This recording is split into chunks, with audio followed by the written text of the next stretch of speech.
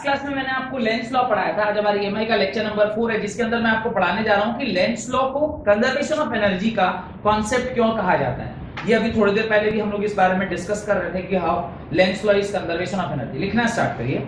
Lenz law is in accordance with the law of conservation of energy. Lenz law जो है वो conservation of energy के बराबर चलता है। तो लिखें Lenz law is in accordance with the law of conservation of energy, full stop। लिखना स्टार्ट करिए, उसके नीचे फुल स्टॉप देके। इन दी above experiment, पैराग्राफ चेंज कर लीजिए।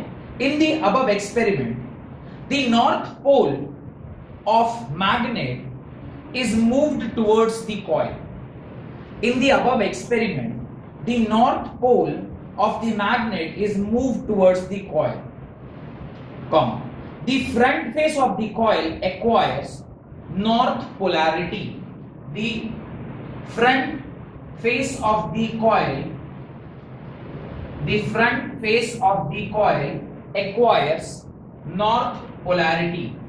ये नॉर्थ पोलैरिटी एक्वायर करती है जब एक इस तरह का बार मैग्नेट इधर नॉर्थ इधर साउथ इसकी ओर चला आता है। क्यों? तो थोड़ा बहुत मैं एक बार रिवाइज करा देता हूं कि लेंस लॉ में हम लोगों ने क्या पढ़ा था। हम लोगों ने लेंस लॉ में पढ़ा था कि जब ये नॉर्थ पोल इसके पास आ रहा होगा तो हो क्या रहा होगा, इस पर्टिकुलर कॉइल के थ्रू जो मैग्नेटिक फील्ड लाइंस हैं वो धीरे धीरे क्या करती जाएंगी, इंक्रीज करती जाएंगी। अगर ये फील्ड लाइंस जो नॉर्थ पोल से ओरिजिनेट हो रही हैं इसकी ओर अगर जब इसको पास ला रहे हैं तो इसके थ्रू जो मैग्नेटिक फील्ड लाइंस है वो क्या हो रहा होगा, बढ़ रहा होगा। इसकी टेंडेंसी रहती है, लेंज लॉ ने हमें बताया है कि कॉइल की टेंडेंसी जिसमें इंड्यूस हुआ है ईएमएफ, उसमें उसकी टेंडेंसी होती है कि जो इसे बना रहा है ये उसको क्या करता है, अपोज करता है। अभी इसको अपोज करने के लिए, रोकने के लिए, अगर ये नॉर्थ पोल है तो इसका भी पोलैरिटी क्या होगा, नॉर्थ पोल ही होगा। इसलिए ये जो कॉइल है ये नॉर्थ पोल दिखाएगा। और नॉर्थ पोल दिखाने का क्या मतलब है, अगर मैं बोलता हूं नॉर्थ पोल तो current will flow in anti clockwise direction. ये हम लोगों ने लॉरेंज लॉ जो पहले पढ़ा था उसके अंदर मैंने आपको बताया था लॉरेंज लॉ में कि नॉर्थ पोल जो है वो एंटी क्लॉकवाइज डायरेक्शन होता है। तो अभी जो लाइन आपने लिखा है, in the above experiment when north pole of a magnet is moved towards the coil, the front face of the coil acquires north polarity. मेरे ख्याल से ये लाइन अब आपको क्या होगी, समझ में आ गई होगी कि क्यों ये नॉर्थ पोलैरिटी एक्वायर कर रहा है। यही लेंस लॉ है। Full stop. Thus, work has to be done against the force of repulsion। work has to be done against the force of repulsion। work has to be done against the force of repulsion in bringing the magnet closer to the coil। तो magnet के करीब में इस coil को ला रहा हूं, तो अगर ये नॉर्थ पोलैरिटी एक्वायर किया है तो ये इसको अपोज कर रहा होगा, और आप उस अपोजिशन के अगेंस्ट उस मैग्नेट को लेके जाइएगा तो आपको बाहर से एक्सटर्नल वर्क करना पड़ेगा। ये समझ में आ रहा है? तो आप कुछ अगर काम कर रहे हैं तो that energy need to be conserve. वो कहीं ना कहीं दूसरे फॉर्म में क्या होगा, कंजर्व्ड होगा। तो उसको कंजर्व करने के लिए इसके अंदर जो करंट फ्लो करेगा वो एग्जैक्टली ऐसे दिशा में फ्लो करेगा कि वो उसको क्या करे, वो रिपेल करे, उसको कम करे, सो दैट की ओवरऑल एनर्जी क्या रहना चाहिए, बैलेंस हो जाना चाहिए। तो ये डायग्राम आप उसके नीचे बना लीजिए ताकि मैं आगे के स्टेटमेंट लिखा सकूं। वो लास्ट स्टेटमेंट जो था वो मैं पढ़ देता हूं एक बार। Thus, work has to be done against the force of repulsion in bringing the magnet closer to the coil। in bringing the magnet closer to the coil। उसके नीचे ये डायग्राम बना लीजिएगा और होप कि तब आप इसे कोरिलेट कर पाएंगे कि कैसे ये कंजर्वेशन ऑफ एनर्जी काम करेगा।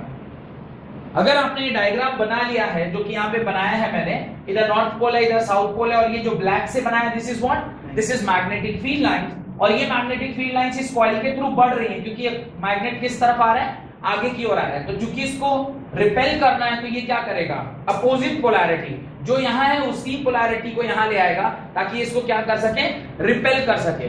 अगर ये रिपेल कर रहा होगा तो कुछ जबरदस्ती काम करना पड़ेगा उसके पास लाने के लिए। आप जो वर्क कर रहे हैं वही दूसरे किसी फॉर्म ऑफ एनर्जी में क्या होगा, कन्वर्ट होगा। तो यहां तक लिख लेने, ये डायग्राम बना लेने के बाद नीचे लिखिए when north pole of the magnet, when north pole of the magnet is moved away. अब ये क्या कह रहा है, अगर इसको हम पीछे करते हैं, किसको, ये north pole of the magnet को अब हम क्या कर रहे हैं, पीछे कर रहे हैं। तो मैं इसी डायग्राम में थोड़ा सा करेक्शन कर दे रहा हूं। अभी मैं इसको क्या कर रहा हूं, अभी मैं इसको पीछे की ओर लेके जा रहा हूं। अब जब मैं इसे पीछे की ओर लेके जाऊंगा, क्या कॉमन सेंस कहता है, ये इसको क्या करेगा, अगर ये फील्ड लाइन ये पीछे की ओर जा रही है तो नंबर ऑफ फील्ड लाइंस बढ़ रहा होगा, घट रहा होगा, घट रहा होगा। अगर नंबर ऑफ फील्ड लाइंस घटेंगे तो इसकी टेंडेंसी होगी मैं उसे क्या करूं, खींचूं, अट्रैक्ट करूं। तो अट्रैक्ट करने के लिए यहां जो पोलैरिटी डेवलप होगा वो अब क्या होगा, साउथ पोल। अगर साउथ पोल वहां डेवलप होगा तो south pole means the current in the coil will be clockwise. South pole मतलब क्लॉकवाइज। अल्टीमेटली दोनों ही केस में एनर्जी कंजर्व रहता है, जो कि मैं आगे लिखवा रहा हूं। लिखिए when north pole of the magnet is moved away, south pole develops on the front face of the coil. South pole develops on the front face of the coil, full stop. Therefore, full stop, therefore work has to be done against the force of attraction. Therefore work has to be done against the force of attraction, in taking the magnet away from the coil. Work has to be done against the force of attraction in taking the magnet away from the coil. जब आप magnet को उसके दूर ला रहे हैं तब वो आपको खींच रहा है, आप उसको क्या कर रहे हैं, दूर उसे ला रहे हैं, फिर भी आपको क्या करना पड़ेगा, कुछ ना कुछ काम करना पड़ेगा। Paragraph change, this mechanical work, paragraph change, this mechanical work in moving the magnet with respect to coil, this mechanical work in moving the magnet with respect to coil changes into electrical energy producing induced current। यही जो आप काम कर रहे हैं वही काम किस में कन्वर्ट हो रहा है, एनर्जी में कन्वर्ट हो रहा है। वो कौन सी एनर्जी में, induced current, electrical energy in the form of induced current, full stop. Hence energy transformation takes place, hence energy transformation takes place. तो एनर्जी का ट्रांसफॉर्मेशन हो रहा है और mechanical work done is due to what, mechanical work done is due to field. तो mechanical energy is because of magnetic field, magnetic energy is converting into electrical energy. Magnetic energy के against आप काम कर रहे हैं, वही काम किसमें कन्वर्ट हो रहा है, इंड्यूस्ड ईएमएफ में। और इंड्यूस्ड ईएमएफ इन टर्न क्या प्रोड्यूस कर रहा है, इंड्यूस्ड करंट, और वही इंड्यूस्ड करंट इलेक्ट्रिकल एनर्जी है। तो mechanical energy means magnetic energy, magnetic energy is converted into induced EMF, that is in turn electrical energy, यानी इंड्यूस्ड करंट में बदल रहा है। व्हेन, फुल स्टॉप देके लिखिए, when we do not move the magnet, जब आप मैग्नेट को मूव नहीं कर रहे हैं, जब आप मैग्नेट को मूव नहीं कर रहे हैं, when we do not move the magnet, work done is zero, obviously zero हो जाएगा work done is zero, therefore induced current is also zero। यही बात मैंने एक्सपेरिमेंट में बताया था कि जब आप उसको बार मैग्नेट को या कॉइल को आपस में एक दूसरे के रेस्पेक्ट में मूव नहीं कर रहे होंगे तो फिर वहां पे कोई काम नहीं होगा, और अगर वहां पे काम नहीं हो रहा होगा तो कोई इंड्यूस करंट नहीं आएगा।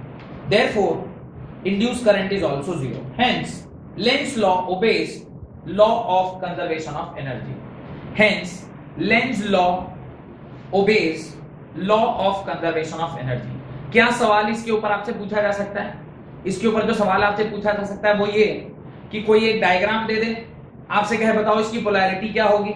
ऑब्जेक्टिव में जो क्वेश्चन पूछा जा सकता है मैं उसके बारे में बोल रहा हूं। आपसे कोई डायग्राम दे दे, कहे बताओ कि इसकी पोलैरिटी क्या होगी, सारा चीज आप देख के बता दीजिएगा, इसकी वेलोसिटी ज्यादा, वेलोसिटी कम, एक तो वो सवाल आ सकता है। दूसरा आपसे ये कहते हैं भाई लेंज लॉ किस यूनिवर्सल लॉ को फॉलो करता है? Law of conservation of mass, law of conservation of energy, law of conservation of momentum, law of conservation of force. चारों लॉ दे देगा, आप उसमें से कोई एक लॉ को टिक करेंगे। इसी प्रकार के सवाल इस पर्टिकुलर टॉपिक से आपसे पूछे जा सकते हैं। बेसिकली वो जो ज्यादातर पूछने के चांस है वो यही है कि वो डायरेक्शन आपसे पूछेगा कि इसके ऊपर कौन सा डायरेक्शन आएगा और दूसरा इसके ऊपर कौन सी पोलैरिटी डेवलप हो। तो पोलैरिटी डेवलप में आपको 4 ऑप्शन दिया रहेगा, ईस्ट वेस्ट नॉर्थ साउथ, तो देख के आप बता दीजिएगा कि इसके ऊपर क्या आएगा। और नॉर्थ पोल होगा, साउथ पोल होगा, फ्लक्स बढ़ेगा, फ्लक्स घटेगा, remain constant, none of these, इसी सब टाइप का ऑप्शन बन सकता है कि नंबर ऑफ फ्लक्स लाइन बढ़ रहे हैं, नंबर ऑफ फ्लक्स लाइन घट रहे हैं, कांस्टेंट रह रहा है या कुछ भी नहीं हो रहा है, इस तरह का कुछ पूछा जाता है। हेडिंग डालिए फ्लेमिंग्स राइट हैंड रूल। अब चूंकि हम लोग ऑलरेडी मैकेनिकल वर्क कर चुके और मैकेनिकल वर्क किसके प्रेजेंस में कर रहे हैं? फील्ड के प्रेजेंस में कर रहे हैं। तो मैकेनिकल वर्क जब फील्ड के प्रेजेंस में कर रहे थे तो तीसरा आउटपुट क्या मिला? करंट मिला, इंड्यूस करंट। यानी एग्जैक्टली मोटर का उल्टा। मोटर में आपने क्या किया था? मोटर में आपके पास पहले से करंट था, करंट को आपने किसी कॉइल में जो कि मैग्नेटिक फील्ड में प्रेजेंट था उसमें आपने डाला तो आपको मैकेनिकल एनर्जी मिला था। मोटर के केस में मोटर कब चलाते? जब लाइन रहता है कि कट गया रहता है। इसका मतलब आप करंट दे रहे होंगे, या आप करंट दे रहे होंगे तभी ना वो काम करेगा। मोटर तभी ना चलेगा जब लाइन है, लाइन नहीं रहेगा तो मोटर चलेगा। और लाइन कटता है तब आप जनरेटर चलाते हो। कैसे? उसका हैंडल को ऐसे घुमाते हैं, तो यानी आप मैकेनिकल एनर्जी दे रहे हैं। ये ध्यान रखिएगा। मोटर मींस आपने क्या प्रोवाइड करा? आपने करंट दिया। किसके प्रेजेंस में? मैग्नेटिक फील्ड के प्रेजेंस में। जब करंट को मैग्नेटिक फील्ड के प्रेजेंस में कॉइल में, जो कि कैसा था, एक रेक्टेंगुलर शेप का था, और उसको आप ऐसे ऐसे वो उसके ऊपर फोर्स लगा, और फोर्स का वैल्यू क्या लिखे थे? Force was BIL, torque was BINA sine theta, force was BIL और torque was BINA sine theta. तो वो जो आपने टॉर्क लगाया था वो टॉर्क फिर उसको क्या करने लग गया था? घुमाने लग गया था। तो मोटर के केस में आपने करंट दिया इन the presence of magnetic field, तो आपको क्या मिला? मैकेनिकल एनर्जी या फिर टॉर्क मिला। जनरेटर में एग्जैक्टली इसका अपोजिट होता है। आप मैकेनिकल एनर्जी देते हैं। देखिए ना, तो शादी पार्टी में देखे होंगे हुड़ करके वो जनरेटर जो चालू करता है, ठक से ऐसे हमारा बट चालू हो गया। किस किसने सच में चालू किया है कभी मोटर चालू कर जनरेटर? कोई नहीं, मैंने किया। जनरेटर चालू करने का मौका मिलेगा। जितना देखने में सरल, करने में उतना ही ये भारी काम है। जो देख के लगेगा ना कि बड़ी आसानी से 1 2 3 4 5 बार में तो हैंडल हाथ में, जितना देखने में आसान उतना ही ये बहुत टफ काम है। अगर आप एक्सपीरियंस नहीं है वो हाथ तोड़ देगा आपका, क्योंकि उसमें इतना जर्क रहता है कि कड़क से टूट जाता है। बहुत डिफिकल्ट है। कभी भी ना बिना किसी गाइडेंस के देख के ट्राई नहीं मारिएगा, कभी नहीं। मैंने वो क्वेश्चन आपको बोल रहा हूँ, देख के वो देख के क्या लगेगा? 1 2 3 4 देखा, हाथ में हैंडल लेकर तो टुक टुक टुक टुक टुक सब लाइट जल गया। जितना देखने में आसान इतना कठिन है, वो चालू नहीं होता है। पर आप देखिएगा जितने भी नॉन टेक्निकल आदमी उसको चालू करता है। जो लेबर क्लास का तो पढ़ा लिखा नहीं है, पर भाई एक्सपीरियंस उसको चालू कर लेता है। आप पढ़ लिख लिए फिर भी आप नहीं कर पाइएगा। क्या करते हैं हम लोग जनरेटर के केस में? We apply mechanical energy. वो मैकेनिकल एनर्जी क्या करेगा? वो mechanical energy in the presence of magnetic field will produce current. ये चैप्टर में यही तो पढ़ रहे हैं, जब से पढ़ना स्टार्ट किया यही तो पढ़ रहे हैं। आप इलेक्ट्रोमैग्नेटिक इंडक्शन में मैग्नेटिक फील्ड के प्रेजेंस में इलेक्ट्रिसिटी प्रोड्यूस किया। मैग्नेटिक फील्ड के प्रेजेंस में आपने क्या किया? मैग्नेटिक फील्ड के प्रेजेंस में आपने मैकेनिकल वर्क डन किया, और वही मैकेनिकल वर्क डन किसमें कन्वर्ट हुआ? तो ये लेंज लॉ का जो लास्ट पार्ट है ये क्या बोल रहा है कि जब आप मैकेनिकल वर्क करिएगा किसी भी मैग्नेट के प्रेजेंस में, तो वो एनर्जी कंजर्व करके किसमें कन्वर्ट हो जाएगा? इलेक्ट्रिकल एनर्जी में कंजर्व हो जाएगा। Got it? तो फ्लेमिंग राइट हैंड रूल इसीलिए अब हम पढ़ रहे हैं क्योंकि हमें लेंज लॉ में बता दिया कि यहाँ पे 3 कंपोनेंट है। कौन कौन से? एक तो mechanical energy, second is magnetic field, third is current. अब देखिए फ्लेमिंग राइट हैंड रूल क्या है, समझिए। सब लोग अपना अपना राइट हैंड निकाले। अभी लेफ्ट हैंड नहीं निकालना, अभी कौन सा हैंड निकालना है? Right hand. सब लोग अपना अपना राइट हैंड निकाले। वापस से इन तीनों को वैसे ही रखिए जैसे आपस में तीनों म्यूचुअली परपेंडिकुलर रख दिया। अभी ये जो तीनों है, इस बार भी इसका नाम वही है जो इधर था। इधर क्या नाम रखे थे? Mother father child. इस बार भी यही बोल रहे हैं, मदर फादर चाइल्ड। नाम में कोई परिवर्तन नहीं है। Mother was motion, father was feel and child was current. इस बार माने जब आप लेफ्ट हैंड को देख रहे थे तो आपने क्या दिया था, मदर फादर चाइल्ड में आपने क्या दिया था, आपने करंट दिया था। करंट के साथ साथ फील्ड, तो आपको क्या मिल रहा था, फोर्स। ये आप लेफ्ट हैंड में किए थे। राइट हैंड में आप क्या करते हैं, आप मैकेनिकल एनर्जी, फील्ड, आपको क्या मिलेगा, करंट मिलेगा। तो दोनों का mother father child is motion field current, motion field current. But in left hand framing rule में आपने दिया था करंट, आपको पता था फील्ड, आपको मिला था फोर्स। इस बार आप देंगे force in presence of magnetic field, आपको मिलेगा current. Got it, no doubt. तो लेफ्ट हैंड में थंब मिला था, इस बार मिडिल फिंगर मिलेगा, नॉट वो जो आप सोच रहे हैं। लिखिए right hand thumb rule. If we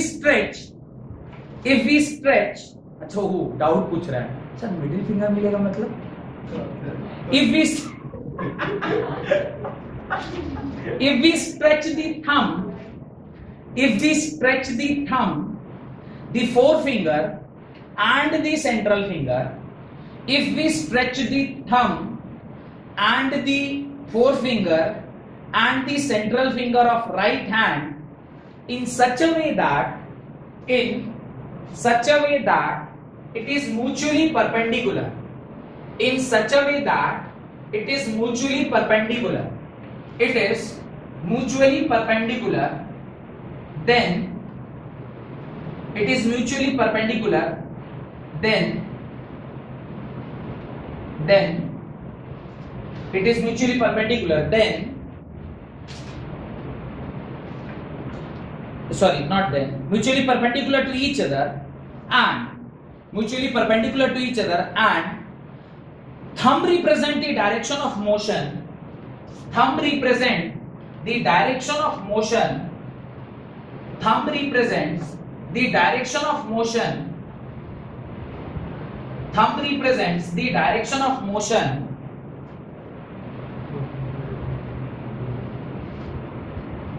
of the conductor and the forefinger represents the direction of magnetic field. The forefinger represents the direction of magnetic field. Direction of magnetic field.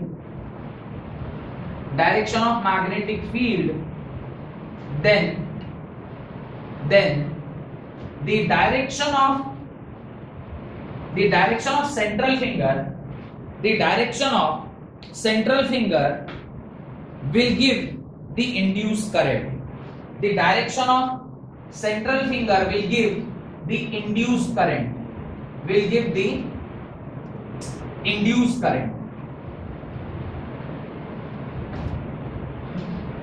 This is motion, this is field, and this is the direction of induced current. तो आपस में तीनों को क्या रखना है, mutually perpendicular रखना है, और फिर म्यूचुअली परपेंडिकुलर रखना है ऐसे। ये हाथ की रेखाएं हैं, हस्त रेखा। तो ये इस प्रकार से मैंने ये फोटो बनाया है। अगर ना समझ में आए तो अपना हाथ ऐसे रख के बना लीजिएगा। मैंने एग्जैक्टली यही कोशिश किया है बनाने का। ये आपका थंब है जो direction of motion of conductor है, this is the direction of field, and this is which is towards you is the direction of induced current. कुछ ऐसा ही है देखने में, और कुछ लाइनें भी दिख रही हैं, इसलिए मैंने वैसा ही बनाया जैसा इधर दिख रहा था। ऐसे कल्पना करके बनाने की कोशिश की, ठीक है। तो इस प्रकार से आप अपनी कॉपी में इसे लिख लें। कोशिश करिएगा हाथ ही बने, मतलब कुछ भी ऐसा, कुछ लोग तो इतना डायग्रामेटिकली करेक्ट बना देते हैं कि पता नहीं वो पत्ता जैसा लगेगा, 5 पत्ते ऐसे रखे हुए हैं। जैसे एक बच्ची के कॉपी मुझे दिखाई दे रहा है, शालवी की कॉपी, उसने ऐसा बनाया। दिखाओ उसने कैसा बनाया है। ऐसा बनाया है, ये पेड़ है और ये खजूर के पत्ते हैं। ऐसे कुछ तो हाँ, बायो में है कि मैथ्स में? You have taken bio, no? हाँ वही कुछ ऐसा। तो ऐसा खजूर का पत्ता नहीं बनाना है। देखिएगा एटलीस्ट लगे कि हाँ यार उंगलियां ही है, वो खजूर के पत्ते नहीं हैं। क्वेश्चन लिखें। In the given figure, a bar magnet is quickly moved towards, in the given figure, a bar magnet is quickly moved towards, the bar magnet is quickly moved towards the capacitor, is quickly moved towards the capacitor, quickly moved towards the capacitor connected in a circular loop of conductor, circular loop of conductor, circular loop of conductor। इस circular loop of conductor में इस प्रकार से ये ऐसे bar magnet जो है वो इस तरह से क्या कर रहा है, मूव कर रहा है, ये ऐसा मूव कर रहा है टुवर्ड्स दिस। तो मेरे ख्याल से थोड़ा सा समझने में दिक्कत हो सकता है, पर ये समझिए कि रिंग कैसा है, ऐसा है, और ये बार मैग्नेट है जो इस तरफ से उस रिंग की ओर ऐसे जा रहा है, जहां पे इसका सेंटर और इसका सेंटर क्या है, एक साथ, और वहां पे ए बी ये कैपेसिटर अटैच्ड है। इसमें एक को हम क्या बोल रहे हैं, ए बोल रहे हैं, और दूसरे को क्या बोल रहे हैं, बी बोल रहे हैं। क्वेश्चन लिखिए, predict the polarity of the plates A and B of the capacitor. Predict the polarity of the plate A and B of the capacitor. अब ये ऑब्जेक्टिव क्वेश्चन बन सकता है कि ए की पोलैरिटी पॉजिटिव है, बी की नेगेटिव, ए की नेगेटिव, बी की पॉजिटिव, ए और बी दोनों की सेम पोलैरिटी होगी कि दोनों की अलग अलग पोलैरिटी होगी, और कुछ भी नहीं होगा, ऐसे करके चार ऑप्शन दे देगा, आपको उसको करेक्ट आंसर करना है। तो ये ऑब्जेक्टिव क्वेश्चन भी हो सकता है। वैसे ये 2018 में आपके सीबीएसई में पूछा हुआ सवाल है, 2018 में ये सीबीएसई में पूछा गया। सॉल्व करिए इसे। आंसर निकालना वाज नॉट दैट इंपॉर्टेंट, आप लोग का तो खैर कंसेप्चुअल एरर हो गया। आप ये कह सकते थे ए पॉजिटिव आएगा, ए नेगेटिव आएगा, ये कर, आपको अप्रोच सोचना चाहिए था कि किसी भी क्वेश्चन को आप पढ़ने के बाद you should know the approach, how will approach it, वो ज्यादा जरूरी ना ये जान के क्या करेंगे कि इसका आंसर क्या है। ये आंसर आप जब सवाल पढ़े तो आपके दिमाग में क्या थॉट प्रोसेस आना चाहिए था, वो इंपॉर्टेंट है। आप पढ़ रहे हैं ईएमआई पढ़ रहे हैं, मतलब आपको मैग्नेट दिया हुआ है, उसका मोशन दिया हुआ है, तो कहीं ना कहीं आपसे अगला चीज वो क्या एक्सपेक्ट कर रहा होगा, इंड्यूस करंट, और इंड्यूस करंट का डायरेक्शन विल टेल मी कि उसमें current will always flow from positive to negative. तो इंड्यूस करंट का डायरेक्शन आपको बताता कि कौन सा जो प्लेट है वो पॉजिटिव होगा और कौन सा प्लेट नेगेटिव होगा। चलिए चेक करते हैं।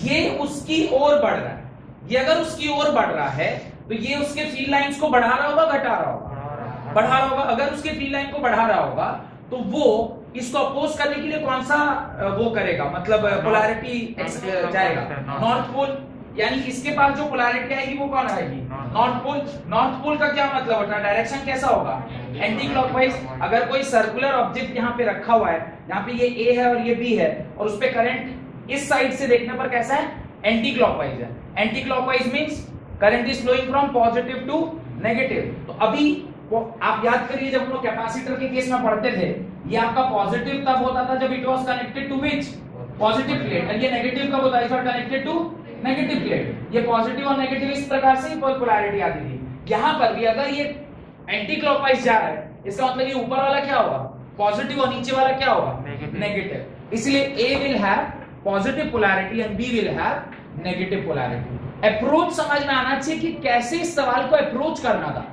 अप्रोच ऐसे करना था कि आपको डायरेक्शन ऑफ इंड्यूस करंट निकाल दे, इंड्यूस करंट निकालते हैं एंड देन फिर आप उसका आंसर कह देते कि पॉजिटिव नेगेटिव। किसी बच्ची को डाउट आ रहा है, वो कह रही सर एंटी क्लॉकवाइज में कैसे आपने कह दिया, तो ये एक्चुअली बोर्ड पर जो बनाया हुआ ये 2D फिगर है।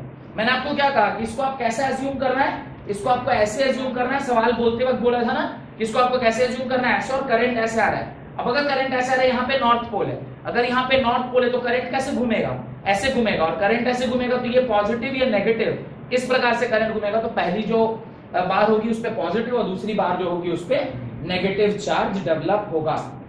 हेडिंग डालें, motional electromotive force and Faraday. Motional, MOTIONOL, TIONAL, motional electromotive force and Faraday's law. Motional electromotive force and Faraday law.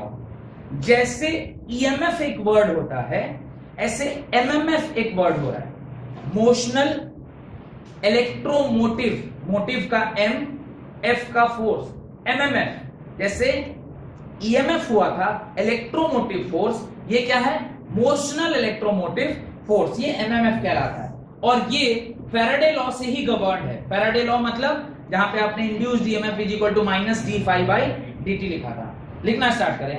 Consider a uniform magnetic field B, consider a uniform magnetic field B confined, consider a uniform magnetic field B confined to the region A, B, C, D, to the region A, B, C and D।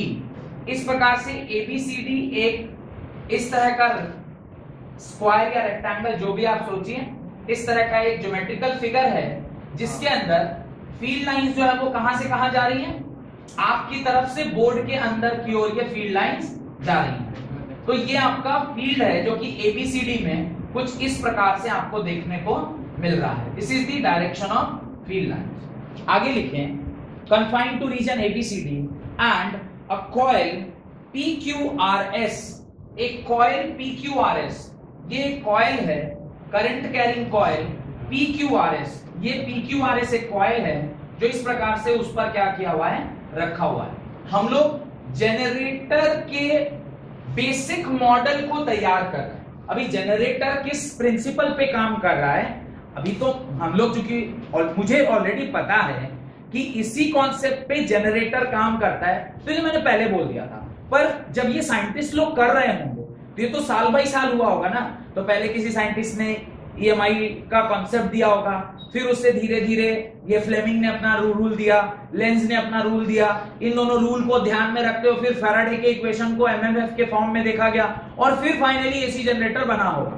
एक तो ऐसा नहीं ना रातों रात ऐसे कोई उठा और बना दिया होगा, ऐसा तो नहीं हुआ होगा। तो ये धीरे धीरे बन रहा है। हमें पता है कि इसी कॉन्सेप्ट से जनरेटर बनेगा, लेकिन वो जनरेटर बनाने की प्रक्रिया अभी हम लोग स्टार्ट कर रहे हैं। क्या है?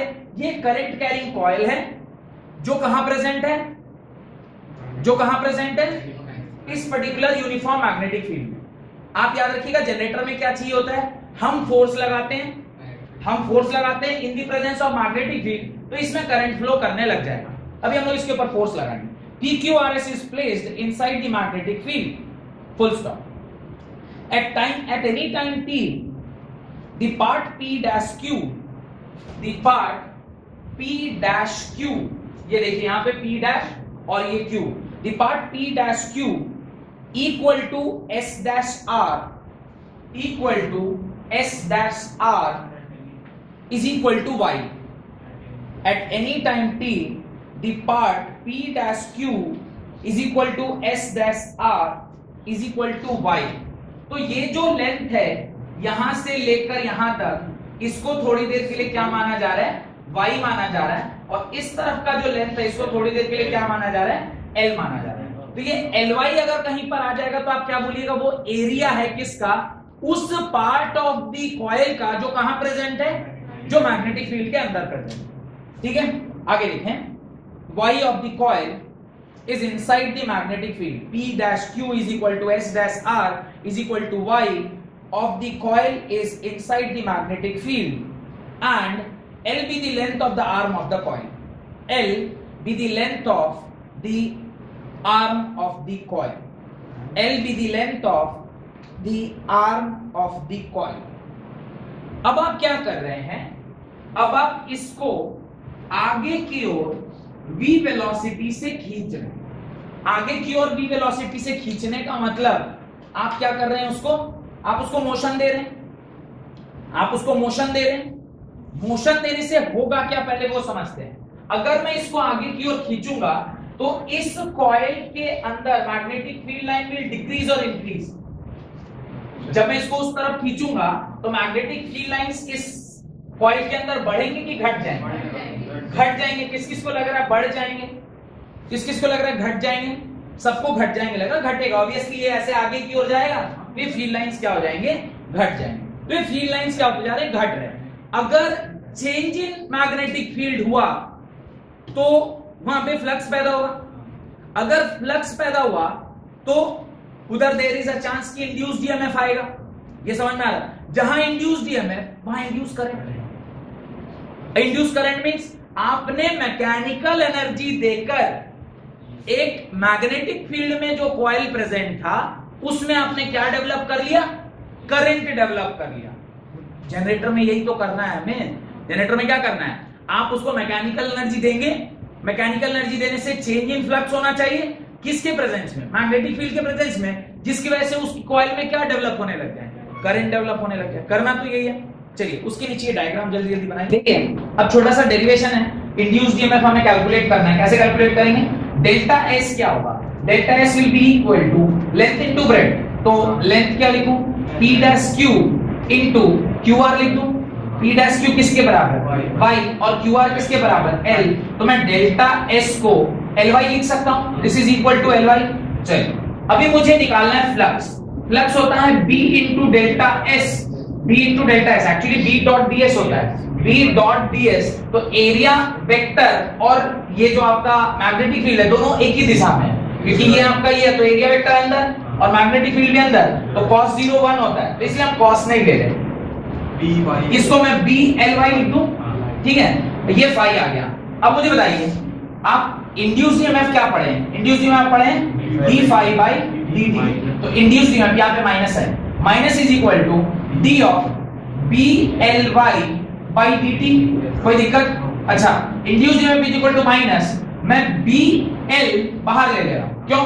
ना मैग्नेटिक फील्ड चेंज होने वाला है या लेंथ चेंज होने वाला है। जो चेंज कर रहा है वो क्या है? वाई चेंज कर रहा है ना, वाई चेंज कर रहा है। तो मैं लिखूंगा d Y by D T. D Y by D t किसके बराबर?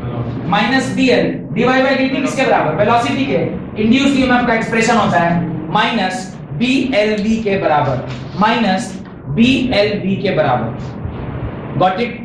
ये इंड्यूस्ड ईएमएफ का जो डायरेक्शन है, सॉरी जो मैग्नीट्यूड है वो किसके बराबर? बी एल बी के बराबर। तो ये छोटा सा डेरिवेशन मेरे ख्याल से बहुत आसानी से आपको समझ में आ गया होगा। अब सिर्फ मैग्नीट्यूड से तो काम चलने वाला है नहीं, क्योंकि induced EMF will also possess direction of current. तो हमें सेकंड क्या करना चाहिए? डायरेक्शन ऑफ करंट भी निकालना चाहिए। तो ये इसका मैग्नीट्यूड आ गया, बहुत सरल है। डेल्टा एस आपने निकाला, फाई इज इक्वल टू होता है B delta S, phi is equal to B L Y, E is equal to minus D phi by D T. Phi की जगह आपने बी एल वाई लिखा, बी एल कांस्टेंट था बाहर निकल गया, D Y by D T. D Y by D T क्या है? वेलोसिटी है, तो E is equal to minus B L B के बराबर आपका वैल्यू आ गया। अब जरा राइट हैंड थंब रूल निकालिए। राइट हैंड थंब रूल निकालने के बाद आपको क्या पता रहता है? आपको मोशन पता रहता है। इस पर्टिकुलर को इसमें मोशन किधर है? इस तरफ, motion is in this direction. अच्छा, और आपका फील्ड, फील्ड किधर है? The field is inside the board, माने आपको ऐसे, दिस इज नो, ऐसा कुछ है। तो आपका डायरेक्शन ऑफ करंट, आप फील्ड किधर डाल रहे हो? This is field, this is this, तो ये क्या हो गया? डायरेक्शन ऑफ करंट, यानी current will flow from R to Q। The current will flow from R to Q। तो करंट का डायरेक्शन क्या होगा? इंड्यूस्ड करंट का direction, the direction of induced current लिख दीजिएगा, the direction of induced current, induced current